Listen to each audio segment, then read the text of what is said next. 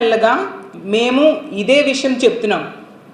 Home minister శాంతి భద్రతలు కాపాడడంలో, ముఖ్యంగా మహిళల మాన ప్రాణాలు కాపాడడంలో ఘోరంగా విఫలమయ్యారనే విషయాన్ని మా వైఎస్ఆర్ కాంగ్రెస్ పార్టీ పదే పదే చెప్తూ ఉన్నారు. ఎందుకంటే గత 5 నెలల కాలమైంది కూటమి ప్రభుత్వం అధికారంలోకి వచ్చిన దగ్గర నుంచి కూడా రోజు ఏదో ఒక సంఘటన, ఆడపిల్లల మీద అత్యాచారం కానీ హత్య కానీ జరుగుతూ ఉన్న పరిస్థితి మనం చూసాం. సాక్షాత్తు క్యాబినెట్లో ఉన్న డిప్యూటీ సీఎంఏ ఈ విధంగా ఒప్పుకున్నారు అంటే హోమ్ మినిస్టర్గా అనిత గారు పూర్తిగా విఫలమయ్యారనే విషయం అర్థమవుతూ ఉంది. ఆవిడ నైతికంగా బాధ్యత వహించి రాజీనామా చేయాల్సిన అవసరం ఎంతైనా ఉంది. అలాగే పవన్ కళ్యాణ్ గారు ఎన్నికల ముందు చెప్పారు, చంద్రబాబు నాయుడు గారు చాలా నైపుణ్యత కలిగిన వ్యక్తి, ఎంతో అనుభవం కలిగిన వ్యక్తి, అలాంటి వ్యక్తికి ఓటేయండి అని చెప్పారు. ఇప్పుడు తీసుకుంటే తన అసహాయతను, శాంతి భద్రతలు కంట్రోల్ చేయడంలో ఈ రాష్ట్ర ప్రభుత్వం విఫలమైంది. హోమ్ మినిస్టర్ గారు విఫలమయ్యారు, డీజీపీ గారు విఫలమయ్యారు, అలాగే ఇంటెలిజెన్స్ చీఫ్ విఫలమయ్యారు అని తన అసహాయతను తెలియజేస్తూ ఉన్నారు. అంటే ఇప్పుడు బాధ్యత వహించాల్సిన బాధ్యత డిప్యూటీ సీఎంగా పవన్ కళ్యాణ్ గారికి లేదా అని నేను అడుగుతున్నాను. మరి ఎన్నికల టైంలో ఎంతో ఈ కూటమికి నాదే బాధ్యత, పొత్తు నేనే గుర్తుర్చాను అని చెప్పి ప్రజలతో ఓట్లు వేయించారు కదా. మరి ఇవన్నీ ఈ శాంతి భద్రతల వైఫల్యానికి కూడా మీరు బాధ్యత వహించాల్సిన అవసరం ఉందా లేదా? అలాగే హోమ్ మినిస్టర్గా అనిత గారు విఫలమయ్యారు అని మొదటి నుంచి మేము చెప్తున్నాము. దానికి ఎన్నో సంఘటనలు ఉదాహరణ. ఆవిడ హోమ్ మినిస్టర్గా బాధ్యత తీసుకున్న దగ్గర నుంచి కూడా ఎంతసేపు మా అధ్యక్షులైన జగన్మోహన్ రెడ్డి గారిని తిట్టడం, అతని గురించి చులకనగా మాట్లాడడం, గత ప్రభుత్వంలో పెద్దల్ని నాయకుల్ని తిట్టడమే పనిగా పెట్టుకున్నారు.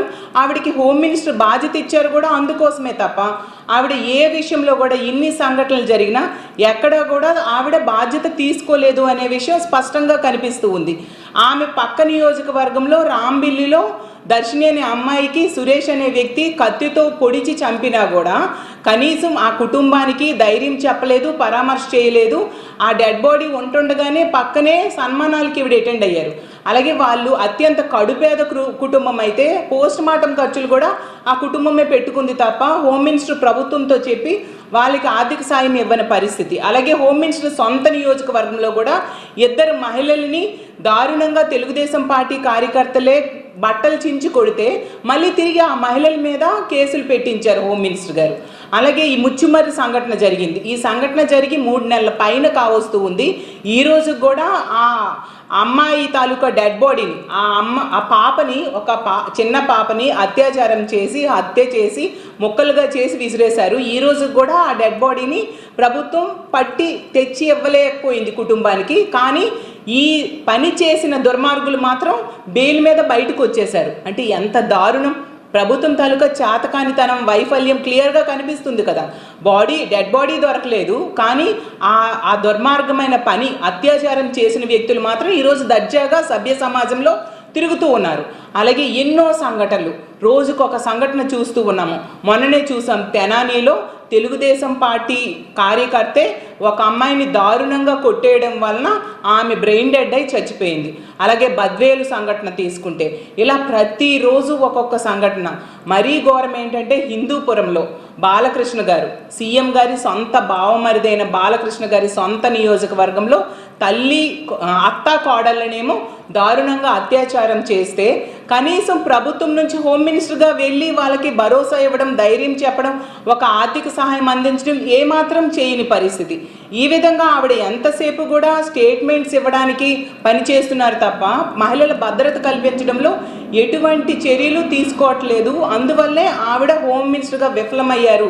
ఆవిడని అందుకే మేము ఎప్పుడు చెప్తూ ఉంటాం, ఆవిడ హోమ్ మినిస్టర్ కాదు, పాయకరావుపేట ఎమ్మెల్యే మాత్రమే అని చెప్తూ ఉంటాము.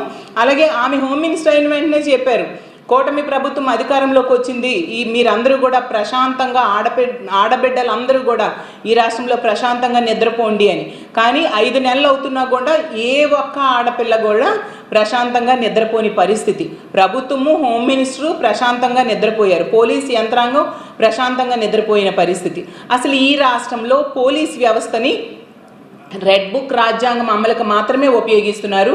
అలాగే కక్ష సాధింపు రాజకీయాలకు ఉపయోగిస్తూ ఉన్నారు. చూస్తే సోషల్ మీడియా కార్యకర్తల్ని గత 2 రోజులుగా వైఎస్ఆర్ కాంగ్రెస్ పార్టీకి సపోర్టుగా ఉన్నారు అని చెప్పి అరెస్ట్ చేస్తూ ఉన్న పరిస్థితి. అంటే ఎంతసేపు కక్ష సాధింపు చర్యలేనా, ఎంతసేపు ప్రజల తాలూకా గొంతు నొక్కడానికి ప్రయత్నిస్తూ ఉండడమేనా? అంతే తప్ప సమస్యల పరిష్కారానికి ఈ కూటమి ప్రభుత్వం ఏమాత్రం చర్యలు తీసుకోదా అని నేను అడుగుతూ ఉన్నాను. ఇలా తీసుకుంటే పవన్ కళ్యాణ్ గారు ఎన్నికల ముందు చెప్పారు 30,000 మంది మహిళలు అదృశ్యమయ్యారని తప్పుడు ఆరోపణలు గత ప్రభుత్వం మీద చేశారు. మరి ఈ కూటమి ప్రభుత్వం అధికారంలోకి వచ్చింది కదా, 5 నెలలు అయింది కదా, మరి అందులో ఎంతమందిని పట్టించారు, వెతికి తెచ్చిపెట్టారు పవన్ కళ్యాణ్ గారు? అవేమీ చేయలేదే అంటే అది తప్పుడు ఆరోపణలు అనేసి నిజమే కదా. అలాగే ఎంతసేపు కూడా సుగాలి ప్రీతి కేసు గురించి చెప్తూ ఉండేవారు. మరి 5 నెలలు అయింది కదా కూటమి ప్రభుత్వం అధికారంలోకి వచ్చి, ఆ కేసు ఏమైంది మీరు చెప్పాల్సిన బాధ్యత లేదా? అలాగే ప్రభుత్వం ఏర్పడడానికి ముందు ఎన్నికల సమయంలో ఎన్నో మీటింగ్స్ పెట్టారు, ఎంతగానో ప్రజల్లో తిరిగి చెప్పారు మీరు ఈ కూటమి ప్రభుత్వాన్ని అధికారంలోకి తీసుకురండి, మేము మంచి పాలన అందిస్తాము, ప్రజలకి రక్షణ ఇస్తాము అని చెప్పి. కానీ ఈ కూటమి ప్రభుత్వం అధికారంలోకి వచ్చాక ఈ కూటమి ప్రభుత్వం పరిపాలనలో అడ్డంగా విఫలమైంది, పూర్తిగా విఫలమైన పరిస్థితి. ఇచ్చిన హామీలు అమలు చేయలేదు, మహిళలకి రక్షణ ఇవ్వని పరిస్థితి. ఇప్పుడు మీరు తీసుకుంటే ఎంతసేపు ఏం చేస్తూ ఉన్నారు? వీకెండ్స్లో పక్క రాష్ట్రంలో షూటింగ్లకు వెళ్తూ ఉన్నారు, లేదంటే డైవర్షన్ పాలిటిక్స్, లడ్డూ లాంటి ఇష్యూస్ డైవర్షన్ పాలిటిక్స్ జరిగినప్పుడు వాటిలో మీరు ఇన్వాల్వ్ అయి యాక్టివ్ రోల్ పార్టిసిపేట్ చేసిన పరిస్థితి. అన్ని రకాలుగా బాధ్యత తీసుకోవాల్సిన మీరు ఈ విధంగా డైవర్షన్ పాలిటిక్స్ చేయడమా, లేదా ఇలాంటి అసహాయత వ్యక్తం చేయడం ఎంతవరకు సమంజసం పవన్ కళ్యాణ్ గారు అని అడుగుతున్నాను. అలాగే అధికారంలో ఇప్పుడు ఉన్నారు, సీఎంగా చంద్రబాబు నాయుడు గారు ఉన్నారు, డిప్యూటీ సీఎంగా మీరున్నారు, హోమ్ మినిస్టర్ గారు ఉన్నారు, మంత్రులు ఉన్నారు.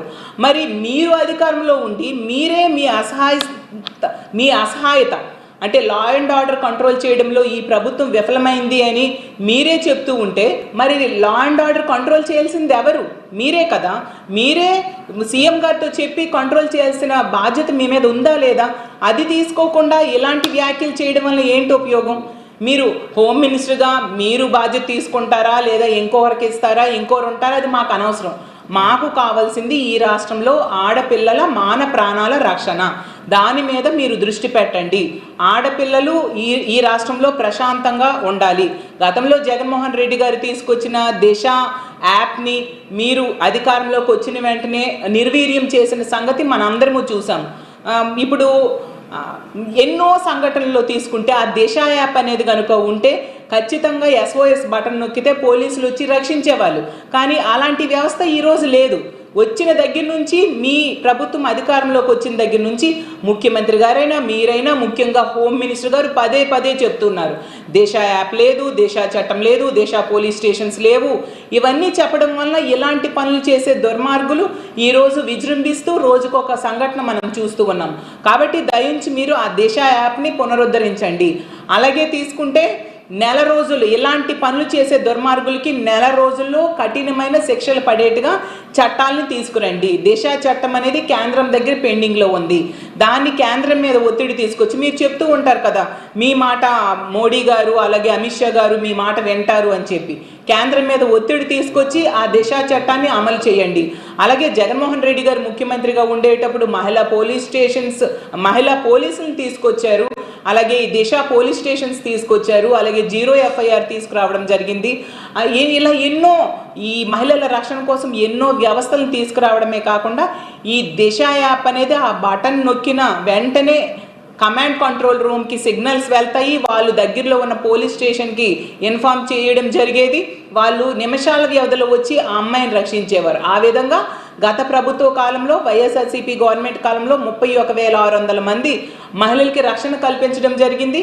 ఆ దిశ యాప్ మీద నమ్మకంతో 1,56,00,000 మంది మహిళలు తమ ఫోన్లో అది డౌన్లోడ్ చేసుకున్నారంటే అది ఎంతగా ప్రజల్లోకి వెళ్ళింది, ఎంతగా ప్రజలకు రక్షణ కల్పించింది అనే విషయాన్ని మీరు గ్రహించాల్సిందిగా నేను కోరుతూ ఉన్నాను. కాబట్టి ఎట్టి పరిస్థితుల్లో దిశ యాప్ కానీ దిశ యాప్ లాంటి వ్యవస్థ కానీ ఉండాల్సిన అవసరం ఉంది. అలాగే మీరు ఇన్ని మాటలు చెప్తూ ఉన్నారు, మీ సొంత నియోజకవర్గం పిఠాపురంలో తెలుగుదేశం పార్టీ నాయకుడే ఒక అమ్మాయి మీద అత్యాచారం చేస్తే, మద్యం తాగించి అత్యాచారం చేస్తే కనీసం మీరు భరోసా ఇచ్చారా? ఆ కుటుంబానికి వెళ్ళి పరామర్శ చేశారా? అలాగే ముచ్చుమర్రి సంఘటన జరిగింది. ఆ బాలిక తల్లిదండ్రులు మిమ్మల్ని కలుస్తామని ఎంతగానో రిక్వెస్ట్ చేయడం జరిగింది, వెళ్ళి భరోసా ఇచ్చారా? అలాగే మీ జనసేన ఎమ్మెల్యే అయిన పంతం నానాజీ గారి అనుచరులు ఒక ఫీల్డ్ అసిస్టెంట్ని వేధింపులు గురి చేయడంతో ఆవిడ ఆత్మహత్యాయత్నం చేసుకుంది. ఆమెకి ఏమాత్రం ధైర్యం కానీ భరోసా కానీ ఇచ్చారా?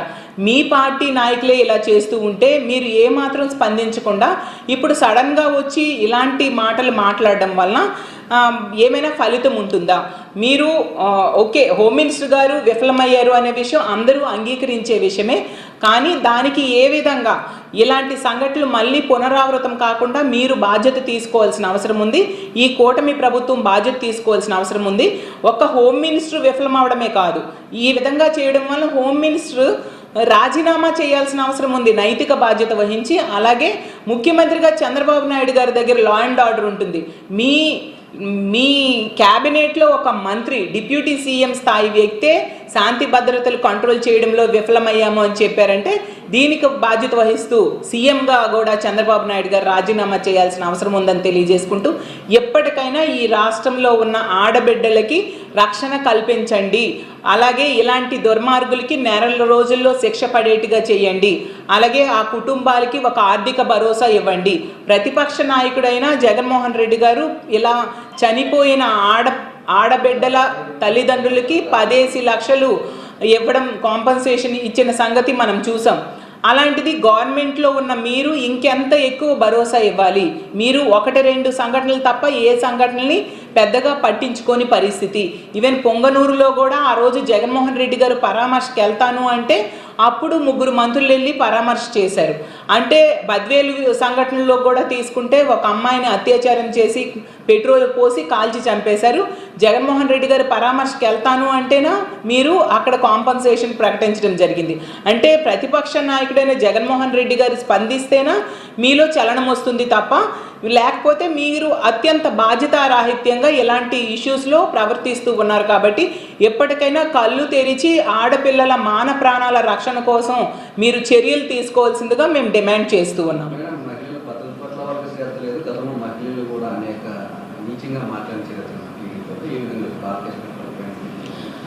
అసలు ముందు నుంచి కూడా మహిళలంటే ఇప్పుడు కూటమి ప్రభుత్వంలో ఉన్న నాయకులకి, మంత్రులకి కానీ, ఎమ్మెల్యేలకు కానీ గౌరవం ఉండేది కాదు. ఎందుకంటే సాక్షాత్తు చంద్రబాబు నాయుడు గారే కోడలు మగబెట్టను కంటానంటే అత్త వద్దంటుందా అంటూ ఆడపిల్లల పుట్టుకునే చులకన చేసిన వ్యక్తి. అలాగే ఎమ్మెల్యేగా బాలకృష్ణ గారు, చంద్రబాబు నాయుడు గారి సొంత బావమరిదైన అతను చాలా నీచంగా మహిళల గురించి మాట్లాడిన వ్యాఖ్యలు, మనం మాట్లాడలేని మాటలు అతను మాట్లాడిన సంఘటనలు మనం చూసాం. ఇలాగే ఎంతోమంది, ఆ రోజు స్పీకర్గా ఉన్న కోడెల శివప్రసాద్ గారు అయితే కారు షెడ్లో ఉండాలి, ఆడది వంటింట్లో ఉండాలి అంటూ మాట్లాడిన మాటలు. ఇలా ప్రతి సందర్భంలో కూడా మహిళల్ని అవమానిస్తూ, వాళ్ళ పుట్టుకుని చులకన చేస్తూ, వాళ్ళని తక్కువ చేస్తూ మాట్లాడిన సంఘటనలు మనం చూసాం. ఈవెన్ ఇప్పుడు అధికారంలోకి వచ్చాక మహిళలకు ఇచ్చిన హామీలు ఏ ఒక్కటి కూడా నెరవేర్చలేదు సరికదా. ఈ విధంగా మహిళల రక్షణ బాధ్యత కూడా గాలికి వదిలేసి వాళ్ళు ఉన్న సంగతి మనం చూసాం. చంద్రబాబు నాయుడు గారు అయితే వీకెండ్ అయితే ఇన్ని సంఘటనలు జరుగుతున్నా కూడా పట్టించుకోకుండా అన్స్టాపబుల్ షోస్లో యాక్ట్ చేయడం కోసం లేదా విశ్రాంతి తీసుకోవడం కోసం పక్క రాష్ట్రానికి వెళ్ళిపోతూ ఉంటారు. హోమ్ మినిస్టర్ గారు డ్రోన్ షోస్ తిలకించడానికి సమయం స్పెండ్ చేస్తూ ఉన్న సంగతి మనం చూస్తూ ఉన్నాము. ఈ విధంగా ఏ రకంగా తీసుకున్నా మహిళల రక్షణ బాధ్యత గాలికి వదిలేశారు. చాలా దుర్మార్గంగా ఈరోజు ఈ ఆంధ్రప్రదేశ్ రాష్ట్రంలో ప్రభుత్వం నడుస్తూ ఉంది. మహిళల్ని అస్సలు పట్టించుకోవట్లేదు. దానివల్ల చిన్నపిల్లల్ని కూడా ఈరోజు క్రూరంగా, అత్యంత కిరాతకంగా ఇలాంటి దుర్మార్గులు అత్యాచారాలు, హత్యలు చేస్తూ ఉన్నారు. ఇలా చేస్తూ ఉన్నారంటే దానికి కారణం ఏంటంటే ప్రభుత్వం తాలూకా చేతకానితనం. కాబట్టి ఎప్పటికైనా ప్రభుత్వం కళ్ళు తెరిచి మహిళల రక్షణకి పెద్దపీట వేయాలని కోరుతూ ఉన్నాను. గత ప్రభుత్వంలో చాలా సంఘటనలు జరిగాయండి. వనజాక్షి లాంటి ఆఫీసర్ని చింతమనేని ప్రభాకర్ అనే వ్యక్తి ఇసుక ఇష్యూలో జుట్టు పట్టి ఈడ్చి కొట్టిన సంఘటనలు, అలాగే కాల్ మనీ సెక్స్ ర్యాకెట్లో ఎంతమంది మహిళలు ఇబ్బందులు పడ్డారో మనం చూసాం. ఇలా ఎన్నో రిషితేశ్వరి సంఘటన చూసాం. ఇలా ఎన్నో సంఘటనలో కూడా ఈ బాధించబడిన వాళ్ళు వైపు కాకుండా బాధించిన వాళ్ళకి ముఖ్యమంత్రిగా చంద్రబాబు నాయుడు గారు సపోర్టుగా ఉన్న సంఘటనలు ఎన్నో చూసాము. అవే మళ్ళీ ఇప్పుడు పునరావృతం అవుతూ ఇలాంటి సంఘటనలన్నీ జరుగుతూ ఉన్నాయి. అలాగే మన గొడ్లవల్లి ఇంజనీరింగ్ కాలేజ్లో చూసుకుంటే 300 మంది అమ్మాయిలు వాళ్ళ బాత్రూమ్స్లో హిడెన్ కెమెరాస్ పెట్టేశారని ఎంత పెద్ద యాజిటేషన్ చేసినా కూడా ప్రభుత్వం కళాశాల యాజమాన్యం వైపే ఉండి ఆ సమస్యని బయటికి రాకుండా తొక్కి పెట్టేసింది. మా లాంటి వాళ్ళు వెళ్ళి ఆ అమ్మాయిలకు ధైర్యం చెప్దామంటే మమ్మల్ని వెళ్ళనివ్వలేదు. సరికదా పోనీ హోమ్ మినిస్టరు డీజీపీ గారు వెళ్ళి అమ్మాయిలకి ధైర్యం చెప్పి అండగా ఉండాల్సిన అవసరం ఉంది. అది కూడా చేయని పరిస్థితి మనం చూసాము. అన్ని రకాలుగా తీసుకుంటే ఈ ప్రభుత్వం ఆడపిల్లల రక్షణని గాలికి వదిలేసింది అనేది నిరూపించబడింది.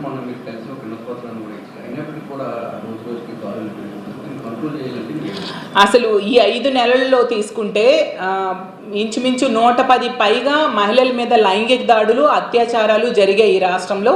అలాగే 8 మంది మహిళలు హత్య కావించబడ్డారు. సీఎం సొంత జిల్లాలో 3 సంఘటనలు జరిగాయి. అలాగే డిప్యూటీ సీఎం సొంత నియోజకవర్గంలో జరిగింది. అలాగే హోమ్ మినిస్టర్ గారి సొంత నియోజకవర్గంలో 2 ఆడోళ్ళ మీద దాడి చేయడం జరిగింది. పక్క నియోజకవర్గంలో ఒక ఆడపిల్లని హత్య చేయడం జరిగింది. అలాగే సీఎం గారి బావమరిదైన బాలకృష్ణ గారి సొంత నియోజకవర్గంలో ఎలాంటి అత్యాచారాలు జరిగాయి. లోకేష్ గారి నియోజకవర్గంలో కేవలం 24 గంటల్లో ముగ్గురి మీద అత్యాచారం జరిగింది. ఇలా తీసుకుంటే రోజుకొక సంఘటనలు జరుగుతూ ఉండడంతో ప్రభుత్వం పట్టించుకోవట్లేదు అని చెప్పి మా వైఎస్ఆర్ కాంగ్రెస్ పార్టీ ఆధ్వర్యంలో మొన్ననే ఢిల్లీ వెళ్ళి నేషనల్ ఉమెన్ కమిషన్కి అలాగే నేషనల్ హ్యూమన్ రైట్స్ కమిషన్కి రిప్రజెంటేషన్ ఇవ్వడం జరిగింది. ఎందుకంటే మహిళల ప్రాణాలు తో బ్రతకడం అనేది వాళ్ళ హక్కు. ఆ హక్కుని ఈరోజు ఇలాంటి దుర్మార్గులు హరించి వేస్తూ ఉన్నారు. ప్రభుత్వం పట్టించుకోవట్లేదని హ్యూమన్ రైట్స్ కమిషన్కి వెళ్ళి రిప్రజెంటేషన్ ఇవ్వడం జరిగింది.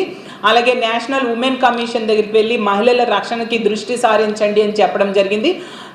మేము ఈ సంఘటనలన్నీ కూడా పట్టుకొని వెళ్ళి పేపర్ క్లిప్పింగ్స్ అలాగే ఏ సంఘటన ఏ రోజు జరిగిందో అవన్నీ కూడా విపులంగా వాళ్ళకి వివరించడం జరిగింది. వాళ్ళు చాలా పాజిటివ్గా స్పందించారు. ఖచ్చితంగా చర్యలు తీసుకుంటామన్నారు. రాష్ట్ర ప్రభుత్వం మీద ఒత్తిడి తీసుకొచ్చి